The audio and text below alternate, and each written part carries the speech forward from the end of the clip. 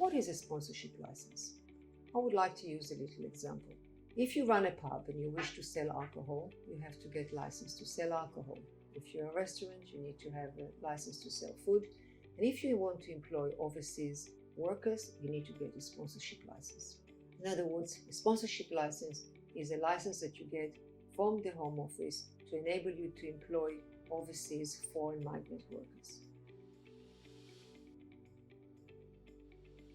What are the steps in order for me to obtain a sponsorship license? This is very important that I number the steps that you have to take. First of all, you need to check if your business is eligible. Ask yourself, do I need it? What type of license do I need? Who is going to be doing the job? Who are going to assign the responsibilities and the duties to? And who is going to assist me with the legal matters?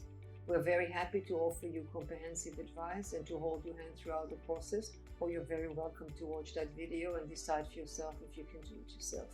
The formalities is that you have to complete the application form, you need to submit the application form, upload the document, and wait for a decision. Who can you employ? You can't employ anyone you want, you have to employ a skilled worker. And the skilled worker route means that you can recruit people from overseas to fill a wide range of jobs that are required. A skilled worker is somebody who has a job offer, that his qualifications are recognized, and that he will be able to fulfill the job description in a particular occupational code. The occupational codes are published by the Home Office, and when you have an individual that you wish to employ, ask yourself, is this job meets the criteria for the particular code? Eligible jobs must be of skill requirements of level 3 or above. All jobs are listed in Appendix Skilled Occupation and have a specific code.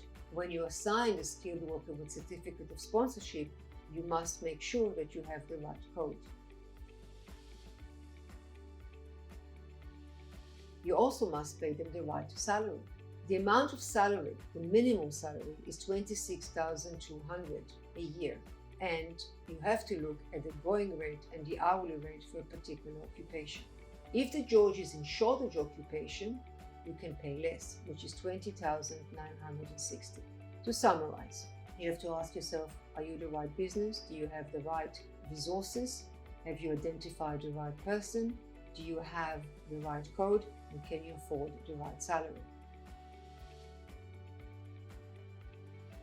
In addition, you have to provide 4 mandatory documents in order to be able to upload it to get a sponsorship license. First, you need to provide your latest bank statements. Then you have to show if you have liability insurance. You need to provide your VAT registration. You need to provide evidence that you are registered with the Inland Revenue. You have to provide proof of ownership of the lease where you're going to operate and your audited or unaudited account. You don't have to provide all, you have to provide 4 of the list I've just listed. Different licenses require you to provide different documents, and it's beyond the scope of this video to discuss it. However, in a nutshell, skilled worker, which is previously Tier 2 and work permit, we have covered. If you want to get better advice about the senior specialist worker, please discuss it with me. This is a new name for a previous scheme which was called intercompany transfer. That is when an employer abroad wished to transfer a highly skilled person with managerial positions to come and complete the post in the UK. This is very different from the skilled worker because it doesn't lead to settlement and you will not be able to keep your employee in the UK indefinitely. From the employee point of view, it will not lead you to settle or have a British passport. If your salary package under this route is beyond $73,900, you'll be able to stay in the UK for 5 out of 6 years. The other areas which we're not going to cover is the sport person or minister of religion, which you're very welcome to read my articles about it. Suffice to say that we've acted often for churches and for the Buddhist community, and we are able to assist you in obtaining certificate of sponsorship or sponsorship for individual priests and monks. What is a certificate of sponsorship, also known as COS, C-O-S? It sounds fancy, it's not really. It's an electronic document generated by your computer system called SMS. In order to sponsor a migrant, you need to give them the COS. Once you grant it, The worker will apply to an entry clearance application with which we can appeal to come and to work for you. What is the processing time for sponsorship license applications? Well, that's very good news, because unlike the ongoing delays at the Home Office in every other sphere, when it comes to business, it seems that the Home Office are eager to assist. The average case will take you 8 weeks to get a sponsorship license, and thereafter the application for entry clearance for your employee can be quite fast. We are offering you the service for both of them. During the processing time, the Home Office might come to pay you a visit, look in your books, and make inquiries as to yourself and your business. A priority service can be arranged. What happens if my application is refused? If your application is refused, you only have 2 remedies. 1, leave it alone and wait for 6 months for a cooling period where you can submit another application. Or the second, judicially review this refusal by going to the High Court and engage in litigation. Some employers prefer to make a better application 6 months later, if at all possible. How long will my sponsorship license be valid for? This investment, the effort, the time it will require, will give you a sponsorship license that can last up to 4 years, with the option of renewal at the end. So many of my clients think this is a sound investment for their business, especially if there is a shortage of occupation in their particular field. And we do know that many of our clients experience difficulties in recruiting post-Brexit.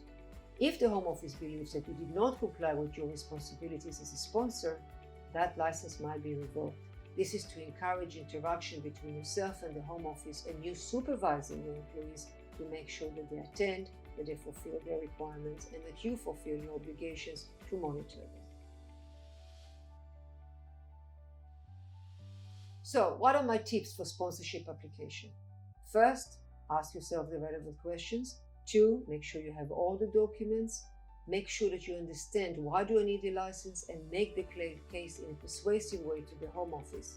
If the Home Office asks you for any information, give it to them, and make sure that you have the human resources and the computer system in place. The people that you have to have in your organization are not just yourself, the entrepreneur, the business person, but you also have one person who will be responsible for managing the system, one employee or director who will be settled in the UK and will be allowed to work in the UK and monitor the situation. The job might be genuinely, you don't have to advertise it, but you have to have clear understanding of why this person is suitable for this particular job.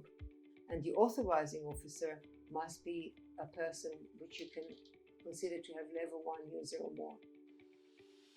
If you need any further information, or if I can assist you in any way, please give us a call or send us an email through the contact sheet. We offer a free Zoom consultation, no commitment, no obligations. Just let's have a chat. Thank you so much.